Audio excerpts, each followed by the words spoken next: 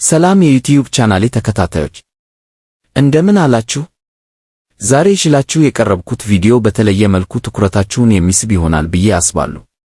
ስለ ወተትና ፓፓያ ድብልቅ መጠጥ ሰምታችሁ ታውቃላችሁ? እነዚህን ሁለቱን እጅግ በጣም ጠቃሚ የሆኑ ምግቦች ለየብቻ መገባቸው ይሆናል፣ ነገር ግን አንድ ላይ አዋህደን በየቀኑ ጠዋት ብንጠጣቸው በሰውነታችን ላይ ምን አይነት አስገራሚ ለውጦች ሊፈጠሩ እንደሚችሉ ታውቃላችሁ? ዛሬ ስለዚሁ ነው የምናወራው። እስከ መጨረሻው ድረስ አብራችሁን ቆዩ። የወተትና የፓፓያ ውህድ ለጤናችን ያለው ጥቅም።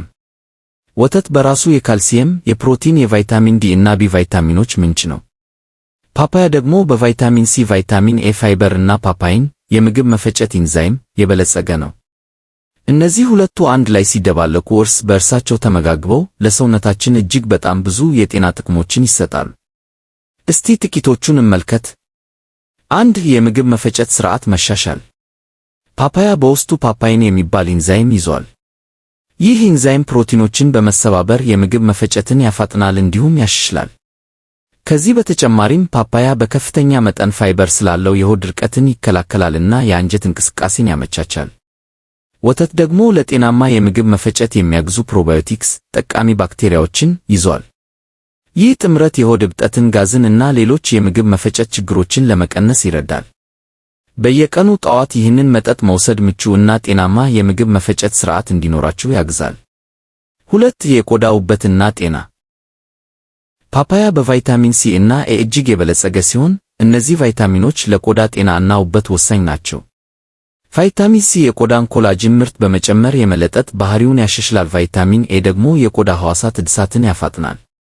ፓፓይን ደግሞ የሞቱ የቆዳ ሴሎችን በማስወገድ ቆዳችን ብሩህ እና ለስላሳ እንዲሆን ያደርጋል።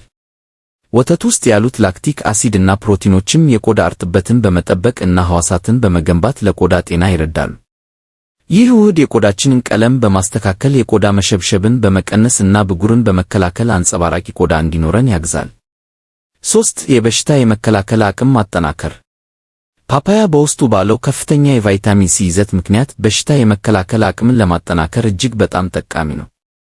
ቫይታሚን ሲ ሰውነታችንን ከጉንፋን እና ከሌሎች ኢንፌክሽኖች የሚከላከሉ ነጭ የደም ሴሎችን ምርት ይጨምራል። ወተትም ለበሽታ መከላከል አስፈላጊ የሆኑ ፕሮቲኖች እና ቫይታሚኖች አሉት።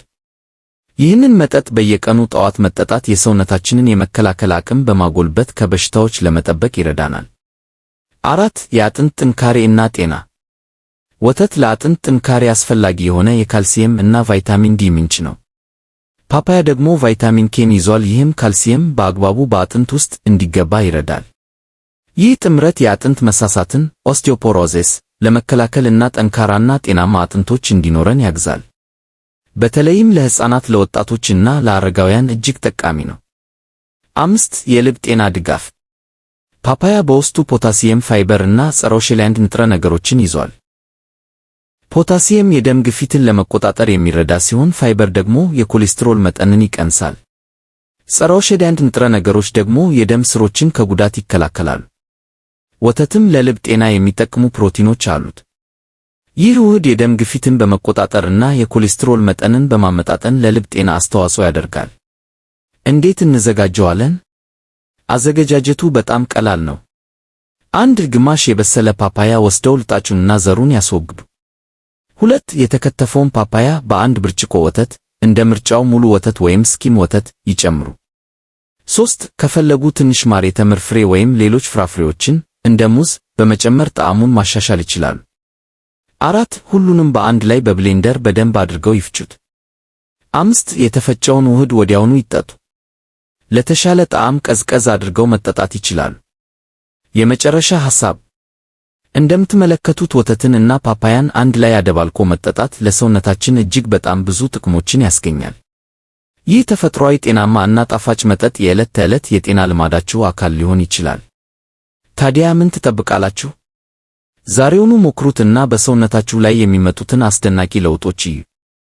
ቪዲዮውን ከወደዳችሁት ላይክ ማድረግ፣ ሼር ማድረግ እና ለቻናሌ ሰብስክራይብ ማድረግ እንዳትረሱ። ሐሳብ አስተያየታችሁን ደግሞ ከታች ባለው ኮሜንት ቦታ አስቀምጡልኝ። በሚቀጥለው ቪዲዮ እስከምንገናኝ መልካም ቆይታ።